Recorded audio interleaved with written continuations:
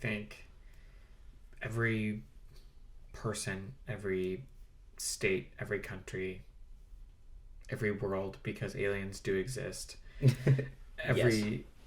everything is gonna have its faults, Yeah. and the government the government is privy to that.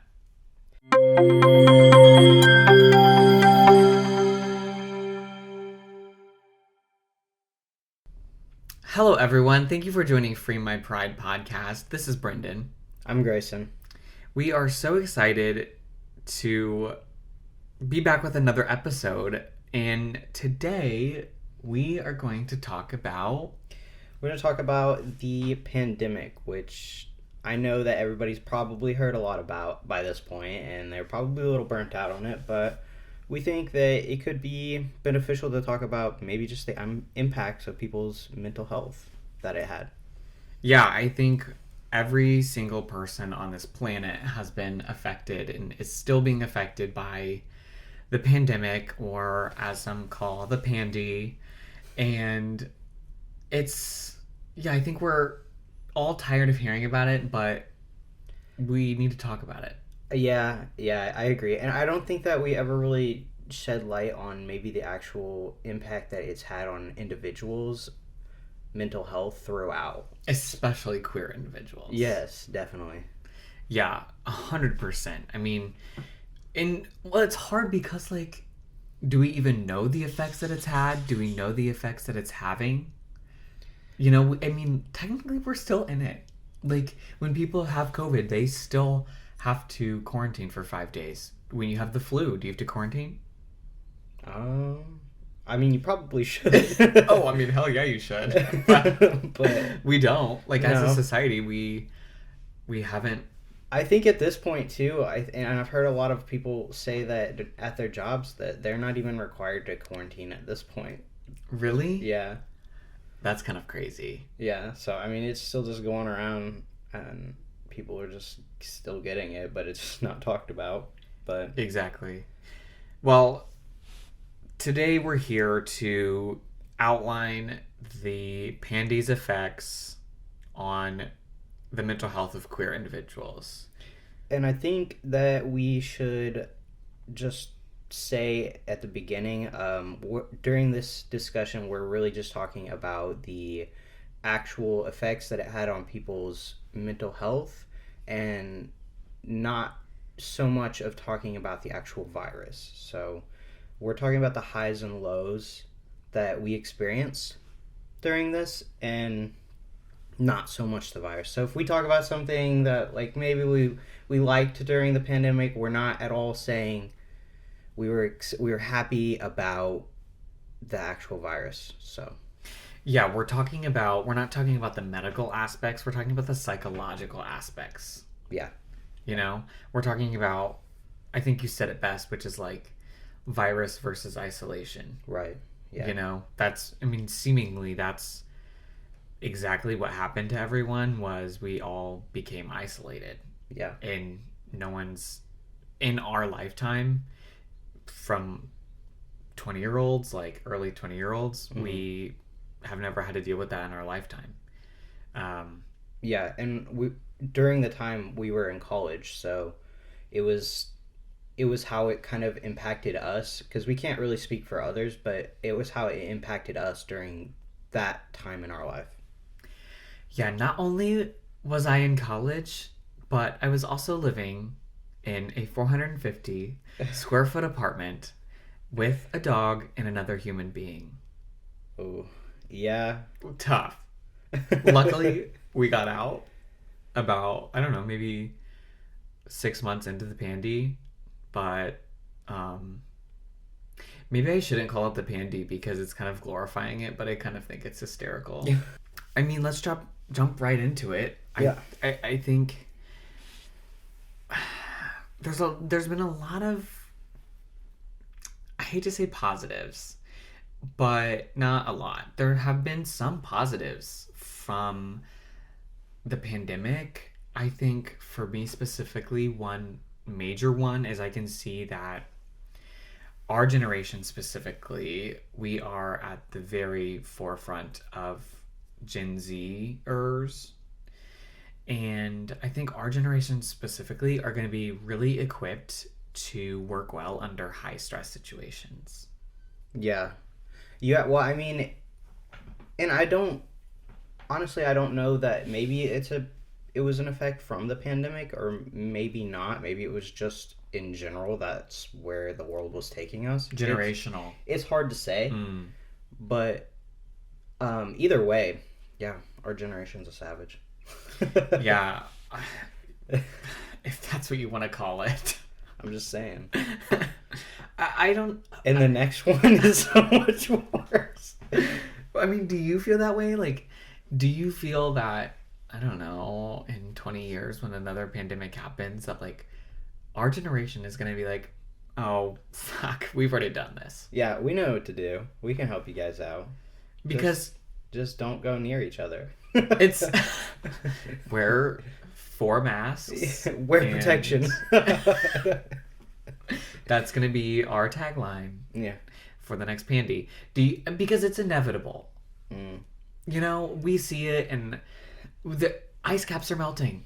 There's Yeah. gonna be viruses that are unearthed from years ago. You know, it's gonna happen again, and it's gonna happen again after that. Yeah.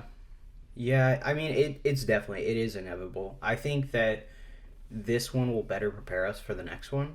So I think we can know what to expect and how to go about it. I mean, I don't know about you, but when it first happened, I was like, this is just the flu at first, you know, because that's what everybody was kind of making it out to be. They're like, Yeah. oh, well, these are the effects. People just get sick for a couple days. But I mean, nobody really knew what it was. And so we weren't quick to jump to, we need to wear masks. We need to wear like gloves. We need to not be around people. Sanitize our groceries. Yeah. Yeah. We were like, at first, like, we didn't know what to expect. But I think next time we'll take it a lot more seriously. Yeah, for sure. I mean, I would hope so. You know, I Yeah. think there's always gonna be bigots out there. Oh, definitely. Yeah. I want to take it back to what you were talking about with it being inevitable. And I mean, I kind of brought it up, but Mm. as always, you synthesized my ramblings. Uh, it. I feel like. Do you feel like this looming, overarching feeling? Like when someone coughs, I'm like, okay, that's like COVID 2.0. Oh, 100%. I'm like, what? And I don't what want are to we feel getting that at? way. But I just feel like I know there's going to be another one, and it's me being a pessimist is what it is. Like, it's just me, like, always being an anxious human being and just, like, thinking about the worst possibility. I don't know that it's pessimistic, more as just prepared. I mean, you have to like be, I mean, before that had never happened, we were just normal, like it was just a normal flu every year, and we could expect to get it or not to if we got the shot or not. But I mean, it's scary to be like, oh, well, this could have permanent effects on you for the rest of your life, because I know that some strands of COVID did. Like, some people still have effects from it. Some Long people still COVID. have like breathing issues. And it's crazy that a virus could do that. And so, I mean, maybe you're just being prepared. Like, As much as I would love to say that I'm not a pessimist and that's not a pessimistic view, I think it's clear that, like, you're definitely an optimist. I wouldn't say it's an optimist. I just say I'm looking at it from a different perspective. But if you think about it, like, that's anxiety. Like, that's anxiety in its truest form. Mm, You know, like worrying about what's going to come next. yeah. I mean, because we only have to go based off of Yeah. what we know. Yes. So, I mean, and what we just recently dealt with, yeah. It was like, don't go around people that are coughing. So, we're not going to go around people that are coughing. Right. Which I think, honestly, it's not a bad thing to do. I mean, to keep a distance from people that are coughing, like, that's not a bad thing. Yeah, another positive. Yeah. Truly. I mean, I think the world has to be cautious. Mm. You know, like, I worry about my grandma, you know, Yeah. going throughout the world. And I think, unfortunately, she doesn't really care. You know, she thinks what's going to happen is going to happen. But I think we do need to be more cautious. And I think that's just another thing that kind of came out of it, and maybe we're, like you said, going to be more prepared for the future. But that doesn't make me feel better. No, You know no. what I And mean? it's, I mean, I guess it's not supposed to, but it is nice to have that in your pocket, I guess, you know? But I do like what you were saying is like, you think about other people. You're not so much as thinking about yourself for that reason. You're thinking about, I could potentially get this and give it to my grandmother. Like, that's often what I think about when I do, when I'm in that scenario where I'm around somebody that I'm like, they may be sick. I'm always like, I don't really want to go around people if I'm like, if I think that I've been around somebody that's been exposed, you know? Like, I'm trying to protect myself as well as, you know, just everybody else, because you don't know how your body's going to react or how anybody else's is. Well, I think it's empathy. You know, you're feeling empathetic for, like, I feel empathetic for my grandma, like, worrying about her. Yeah. And Well, you know, I remember at the like at the beginning they were like, the virus can live on the surface for like, I don't know, 24 to 48 hours or something like that. And I'm like, yeah. And we're all geez. literally sitting our groceries outside for 48 hours making sure. yeah. Like, I was that person. Yeah. In the first couple months of the pandemic, I went to the grocery store. I don't care how hot it was. I was in pants. I was in socks to make sure it didn't get on my skin. Gloves, yeah. I was in gloves. I had a mask on I had 2 masks on over my face. You know, I had a hat on so it didn't get on my skin. Truly a hazmat suit. Yeah, a hazmat suit without the suit. It was just full body coverage. Full body. Yeah. Yeah. Like you are today. All right. I'm glad we are not on video today. That's for sure. I also think that what are some other positives? Positives, like, I feel like there were okay, so there's like a 50-50 split on how people kind of reacted to the pandemic. I mean, it was like either you were just drained, lethargic, didn't feel like really doing anything, like just downright depressed, or you just thrived. You know, like, Tell me, because I wasn't in that second category. Tell me, tell me about someone who thrived during the pandemic. first of all, Jenna did. My girlfriend, she Okay. thrived. Like, she lost a bunch of weight. She was like sticking to like a routine like schedule for working out and like eating healthy, and like, I don't know, like, since her work had went online, she had all this extra time to do this. So it was like, in the morning she would get up because she wouldn't have to drive to work. You know, she would get up, she would work out, and then she would start working. And then after work she would get off and she would like have all this extra time because she wasn't driving downtown, you know? So it was like, she had a bunch of extra time in her day, and she just, I mean, she just thrived working from home. She thrived not having to like interact with a bunch of people. And I think that that's another aspect, is that the social interaction from day-to-day life is exhausting. So Oh, we need to pause. We need to pause on that. Say that one more time for the people in the back. it is exhausting. I mean, having to put on like a fake persona, or like a smile, or just like laughing at things that you don't really find funny, but you have to do it. Oh, I'm the king of laughing. Yeah. Fake laughing. Right? King. Yeah. It's so, it just takes a toll on you after a while, and I don't think people realize it at first, and then they get home and they're like, I'm exhausted. So I want to know, like, and we're kind of getting into the nitty gritty, which I'm so here for, but tell me, like, did she know she was thriving? Like, yeah. was she like, okay, I need to find a remote gig after this stops? Yeah. Did she, like, tell me about what was going through her mind when the pandemic happened, because I'm sure she was, and I mean, I knew you guys then, so I know that we were all worried about getting sick and getting other people sick. How did that, you know, just tell me about her experience, I guess, more in depth. So, Jenna, she's very much an antisocial social person. So she's very good at like just talking and entertaining with people, you know, like it's something that just comes so natural to her, which does not for me whatsoever. But um she she was like, she's always been really good at that, but she doesn't really love doing it. I mean, it's exhausting to her. I don't even know how to explain it. Like, so during this time when she was like, she was able to work, she was able to make money, she was, you know, she didn't realize it at first, but then afterwards she was like, this is just what I need to do. Mm. You know, that's when she finally realized, she's like, okay, like this is something that I think that I'm going to carry away from this. Like, I like in the future only online. I mean, like, she can't really so much right now because she's in school and you have to have like a flexible schedule, and they're not super flexible if you work from home. But Right.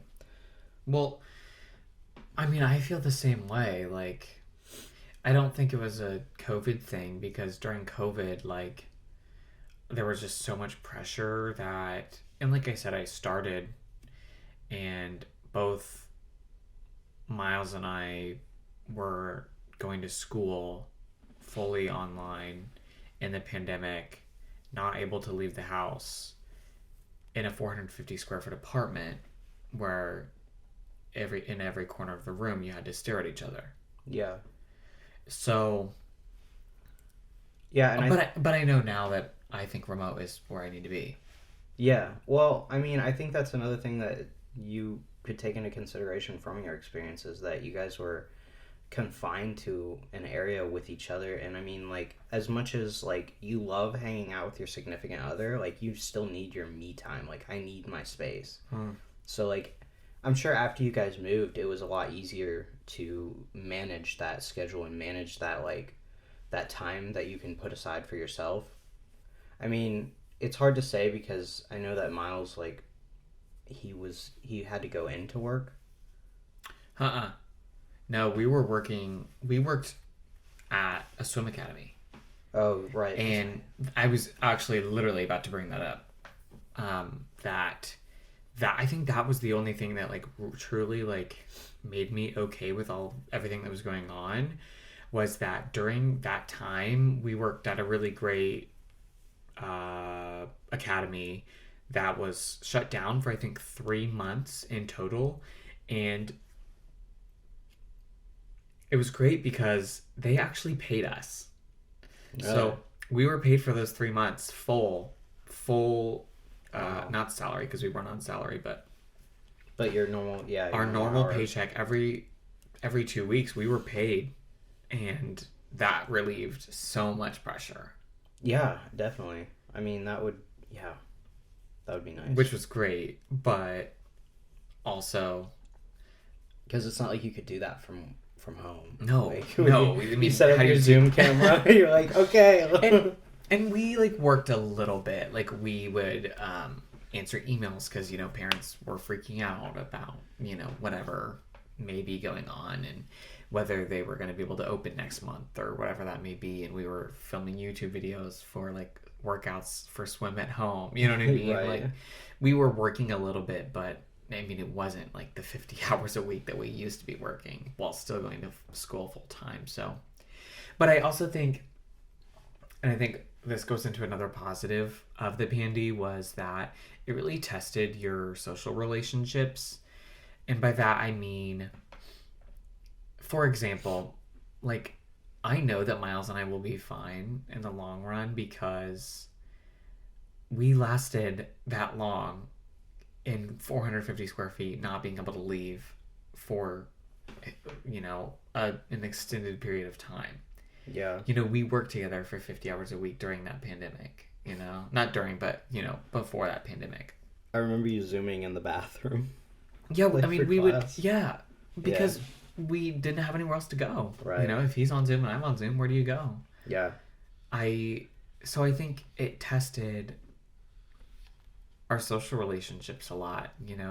I think I lost a lot of friends during that period too, because you're not able to go out. You're not able to do stuff.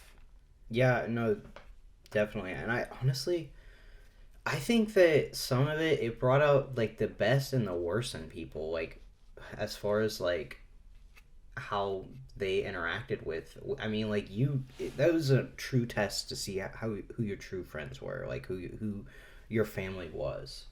It was like if they, I don't know, if they stuck through it with you. I mean, not being there for you physically, but just emotionally, like through it, and then afterwards, like saying, "Hey, like you want to get together," like people who made an effort.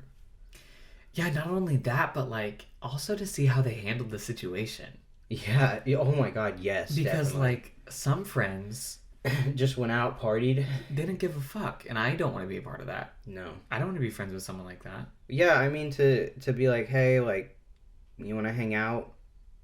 I may have COVID. Yeah, no thanks. Thanks, but no thanks. Thanks for letting me know before we hung out, but I Yeah. wasn't gonna hang out with you anyway. Yeah, I think like what you said, like seeing the best and worst, but like it really showed everyone's true colors. Yeah, Because 100%. every single person on this planet was at their wits' end. Mm, Whether you cared about the pandemic and you knew that it was going on, and I'm doing air quotes here, believed in the pandemic, yeah, you were taking precaution, you were at your wits' end. Or if you're on the other side of the spectrum, if you did not care about the pandemic and air quotes did not believe in the pandemic, you were at your wits' end because everything was shutting down. mm, You know, every single person, no matter where you're at in the world, in a society, in a country, in a city, you were at your wits' end. And we really saw our true colors for everyone.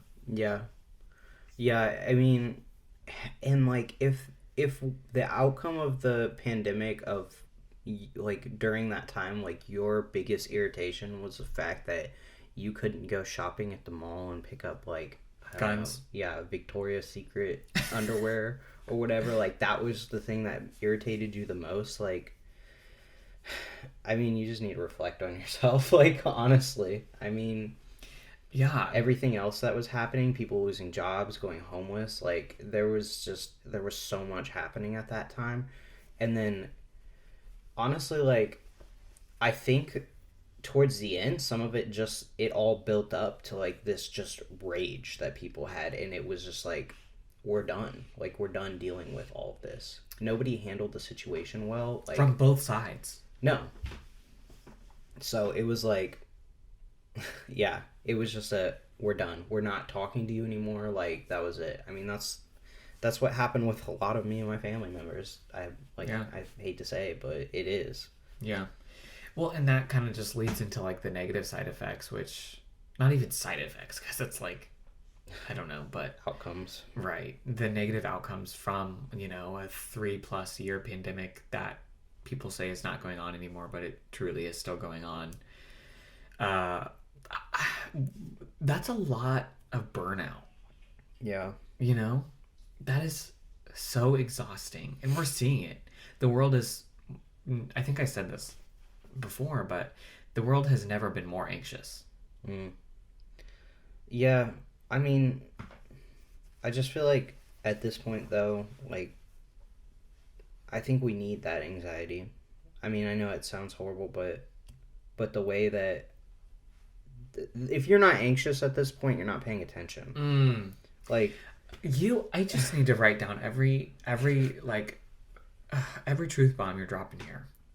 like the way that the way that everything is going at this point, it's just and I mean, I try to keep my head out of it sometimes because it gets so depressing.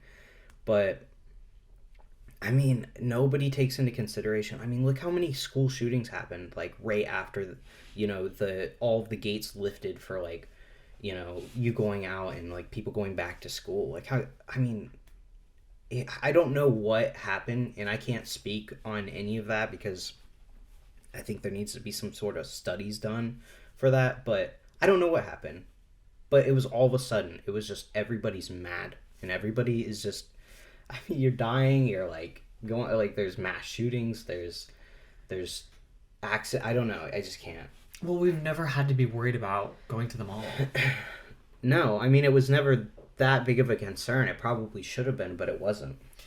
And this is, yeah, and this is like, I think this leads into a lot of other things, It does, and we're not but really it's gonna true. we're not gonna get into too much today. But I think that it does.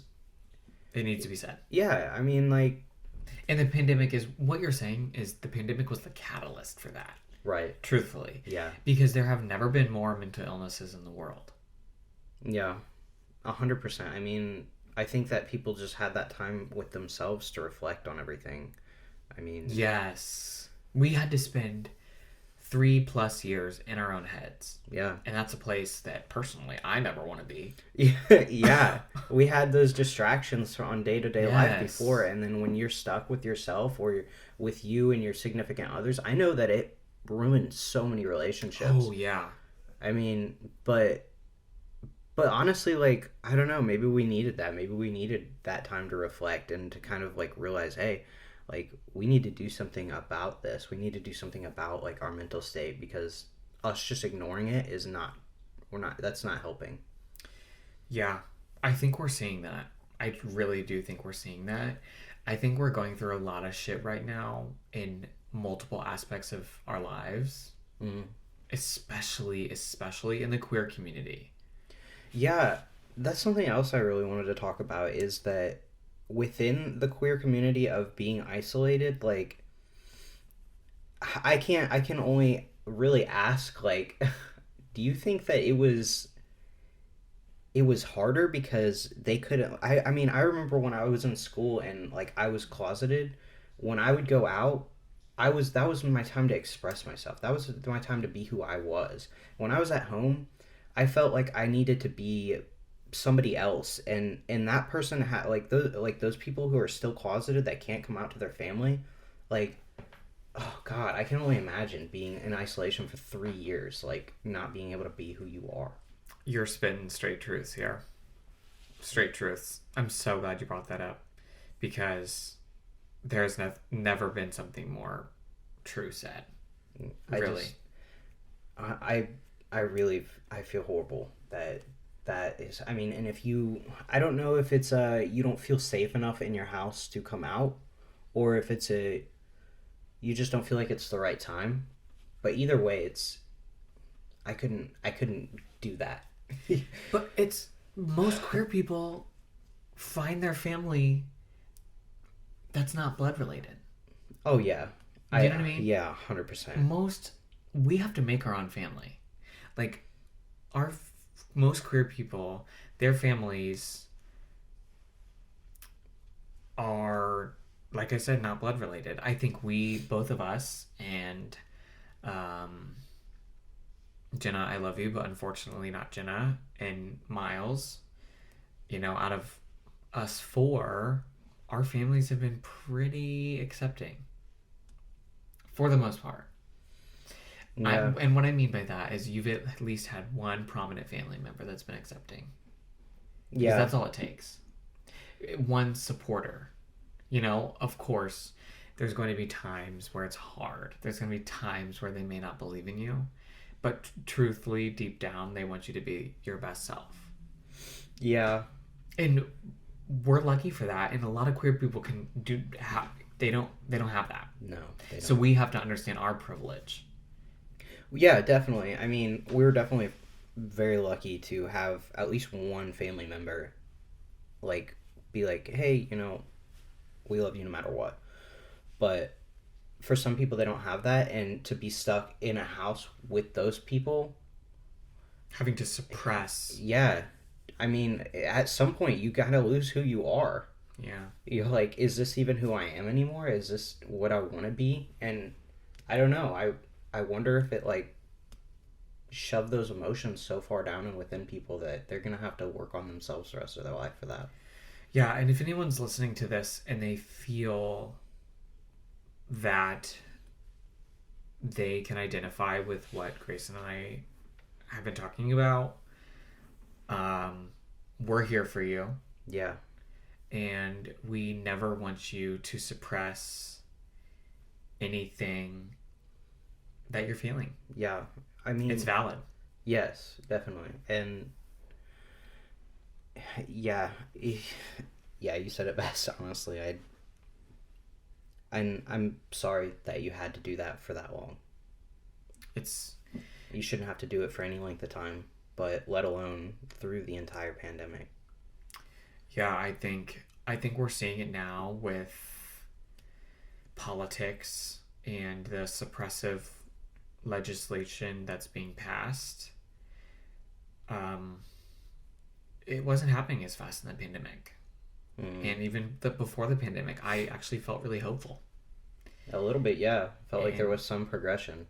and now that queer people's rights are being taken away day by day, Yeah. it is scary. And the pandemic really, like I said earlier, was a catalyst for that. Truthfully, And to be honest, like I don't know. I mean, I know that a lot of the times, like you and I, we had talked about, oh well, where do we want to be in the future? And I had always said like, I want to be like in another country, and I think a lot of that came from that, like just a distrust for the country as to seeing how they reacted during the pandemic and like even after, you know, after everything had like opened back up and everything was, you know, I can't really say back to normal, but as normal as it's going to be, like it was it was not the way that it should have happened, and it was always, you know, well, I guess we just need to leave. We need to get out of here yeah. for our safety. But I don't know. I don't know that it's going to be different anywhere else. I guess that's the problem. No, well, there's your optimism again, but I think every person, every state, every country, every world, because aliens do exist, every Yes. everything is gonna have its faults, Yeah. and the government the government is privy to that, Yeah. you Yeah. know. So as much as I would love to think that moving to another country, moving to Sweden or Canada would relieve all of my issues and support me as a human being fully with no questions, I just don't think that's going to be, I don't think that's plausible. I mean, hypothetically, even if it was, I think that those trust issues would still be there. Oh, yeah, I mean, the trauma that we've all gone through from COVID period, and especially as queer people, um, I wasn't even allowed to get married 10 years ago. Mm. How fucked up is that? And the fact that like that's still being brought up, Yeah. I can't Not even. even to talk about trans rights. That's a whole nother. Those don't even exist. I No, mean, you're but right. the fact that like it's still being brought up as to whether gay marriage should be allowed or not, like what are we doing? Like Yeah. why? Yeah. It's fucked. Um, so I think we should talk about. I think we've actually already talked about this a bit, but what's the world coming to? That sounds so ominous, but I feel like we're not seeing like I don't know. I feel like so many things had changed from it, and now it's just the norm, and it's kind of crazy. Like it's still kind of hard to get at when you go to the grocery store. It's like still hard to get what you really wanted, which is kind of wild. But like, I know that it all has to do with like supply chain and everything, but at the same time, it's like I don't know. Have you seen it as well? People will like buy up all the stock of something and then just resell it online for like double or triple the price. I'm like, stop that. Like, yeah, no, stop. we're seeing it. We're seeing it with inflation. We're seeing it, yeah, with like you said, low product quantities. Mm. I mean, yeah. And like people are not making it better. Like it's just like People are gonna do what's best for them. they're gonna do what's best for them, but they're just. I mean, when you do that, when you buy them all up and you just try and turn a profit, like who are you hurting? You're not hurting the people who are like who own the corporations and stuff. You're hurting all of the consumers, like the people who are at the same level that you are. Yeah, I think it's crazy to talk about like how the pandemic has affected the world, but we're seeing it. We're seeing it with inflation. We're seeing it with housing markets. Job with the opportunities. job market. Yeah, I've We're been seeing it with putting out applications every single day. Let me just tell you, it's we're we're seeing it with, like, from what I've been told, we're seeing it with, like, we're going into a recession. that's what I've heard too. But it's like it's slowly approaching, honestly. But that's because the pandemic is slowly ending. But have you seen like? I always laugh because I go on like social media and I see like our generation and like the generations after us saying like we're just waiting for like the housing market to crash so that we can Yeah. afford a house. Yeah. And then all of the boomers sweep in and they're like, why do you want people to lose their houses? We're like, we just want to be able to afford a house. Not the voice reenactment. I think that's more of a. I don't think that's a pandy thing. I think that's more of a generational thing. No, yeah. It's a generational thing, but at the same time, it's like Because these are all effects from the pandemic, though. I mean, Yes. from like the it's not housing made it any market, better. right? And the housing market, because everybody was like, trying to get a place to live. They were out like they bought a bunch of houses up, like, and then everything skyrocketed. It was like I don't know. It all was like a trigger from the pandemic. But that's because our wages, and I mean goes for every generation, but our wages are not being reflected in the price of goods. Yeah, it's not. I mean, it's hard. It's hard to like even afford like a week's worth of groceries on like normal like Yeah. Our salaries are not increasing, but the price of goods are. right. And it's always been that, not always, but in the Well- past it's been that way where when when inflation happens, our wages should go up.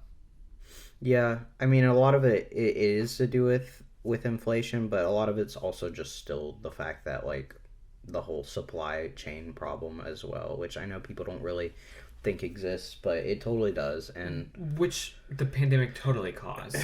oh, 100%. Yeah, well, I mean everybody went out and they were buying in bulk because they were scared. But also, like, I don't blame them. No, you can't blame them. I mean, you got to do what's best for you. I think it's been hard for everybody to get themselves back to the state that, I mean, and I don't even know that the state that it was before was better, but it was a denial state maybe of like a not really acknowledging it, not acknowledging a lot of it, to be honest. But I don't know. I think that I think people are starting to seek out like professional help more often though, Like Well, and we're seeing more resources. Like, apps are being created, there's more platforms online to get therapy. I think there's more resources that help with your mental health, but also the same goes for the opposite. yeah, Social media is so bad on someone's mental health. it really is. And I mean, not just like going through and like looking at the content, but just the fact that you're spending so much time on social media. Like, I know that I'll just spend hours on TikTok just scrolling through, which I know is why you haven't downloaded one. Yep. But no, I mean, it's like spending that much time and watching that and like just, I mean, you like look outside and it's dark and you're like, where did the day go? Like, Yeah. Well, do we think that's... I think that's because of the pandemic also, because... Well, part of it isn't. We were all addicted to our phones before the pandemic also. yeah. But the pandemic did make it a lot worse because that's all that you could do. It's what was expected of us too. But you can't go outside, really. No. Like, we lived in an apartment. There were 8 people in our pod. Or 8 apartments in our pod. We couldn't really go outside because there would be people, So what do? You watch TV, you get on your phone, get on social media. That's what. Yeah, but it was totally what was expected of you because for school, for your job, I mean, you're spending your whole time on like behind a screen. So it was like, what else? Like, yeah, like you said, what else are you gonna do? I mean, unless you live near like a national park or something to where you can like, get that distance and still be out and like one with nature, then you're not really seeing the light of day.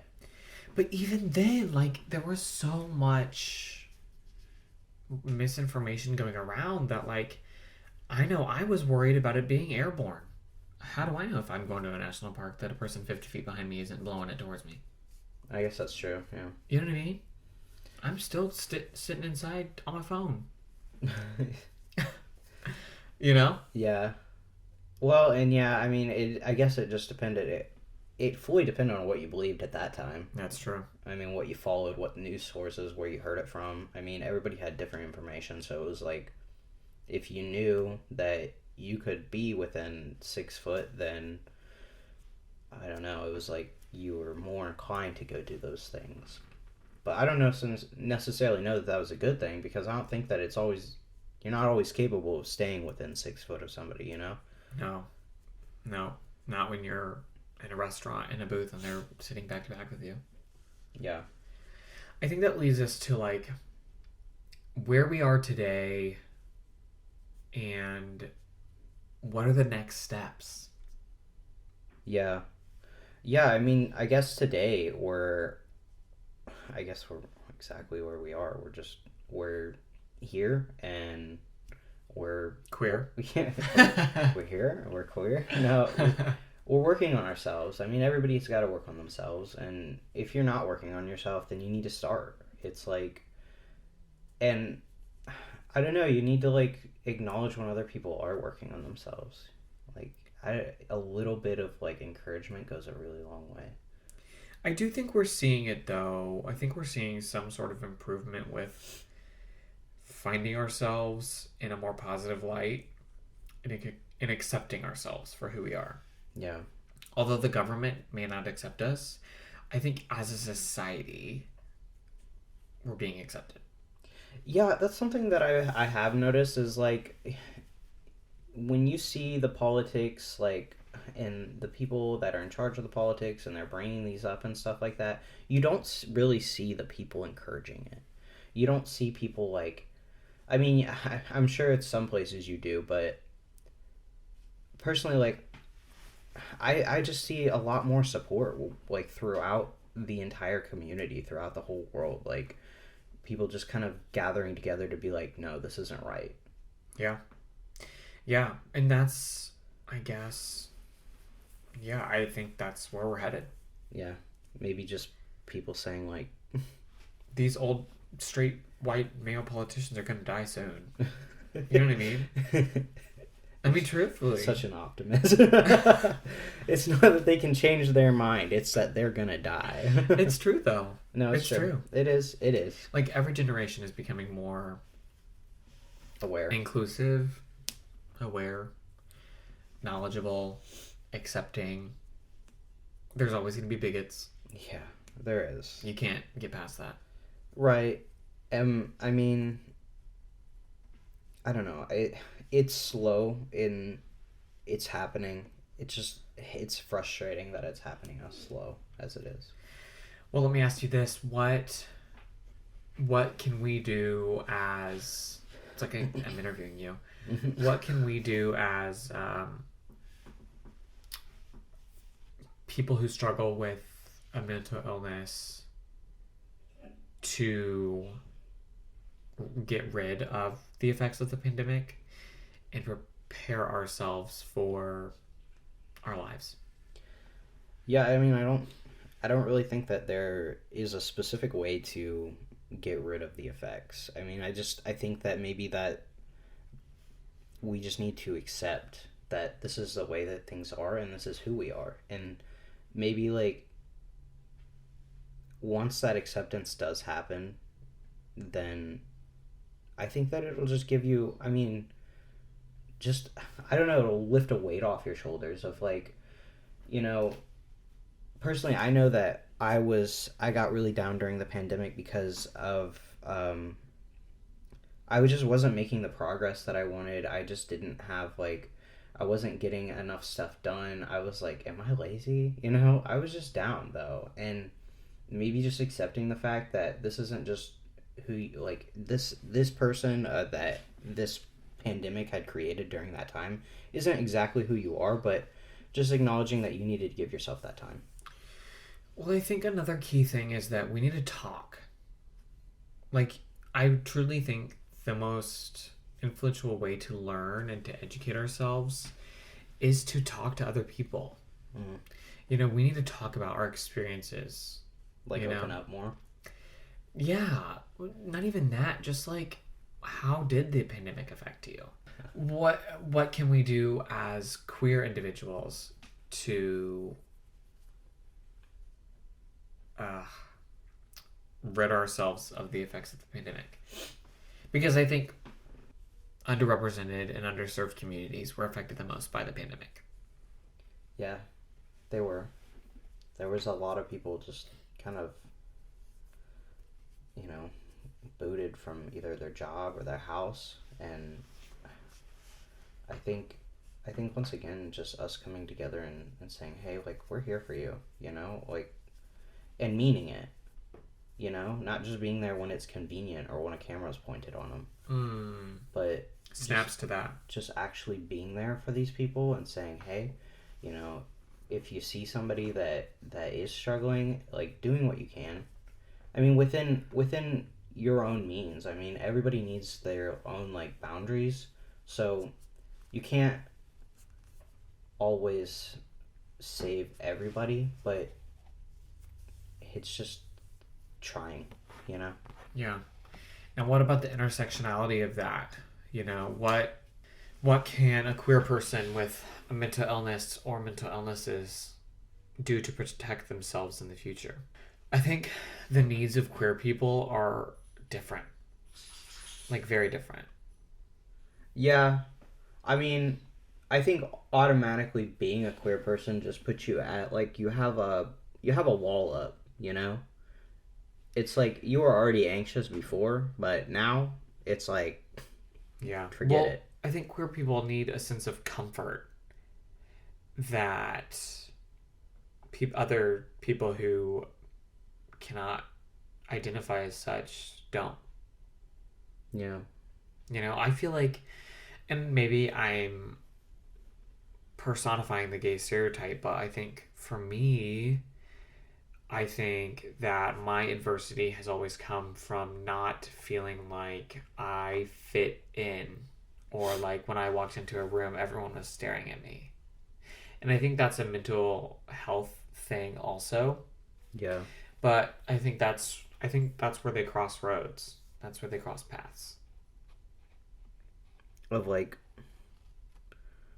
maybe just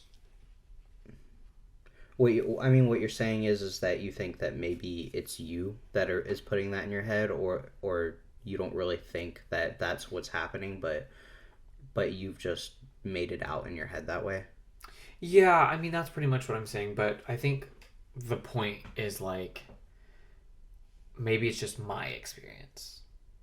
I mean, maybe, but either way, if you are a queer person, you automatically feel different when you are in a room full of, cisgendered, straight people. It's like, I don't know, it's almost like you feel like you're automatically judged. You feel like you're automatically disliked. You feel like you're automatically at a disadvantage. Like, I know that personally, that's how I sometimes feel, is like, like, maybe these people don't view me as a person, or as the same kind of person that they are, or maybe, like, they're over there talking and I'm not included or something. I don't know, maybe it's just, yeah, are they talking about me? Yeah, maybe it's just like this thing that people build up in their head and it's not actually happening. But I think sometimes we just need reassurance that it's not. The pandemic pushed us past our boundaries more than any of us were ever comfortable with. Yeah, it did. And I mean, we're still like trying to kind of get ourselves back together from Cope. it. So if you can't deal with one more thing, then don't. You need to do what's best for you. It goes back to collecting the berries. Like, yeah, we're all animals at the long run. Yeah. Yeah, I think that's great. Thank you for tuning in to Free My Pride podcast. Thank you so much and have a great day.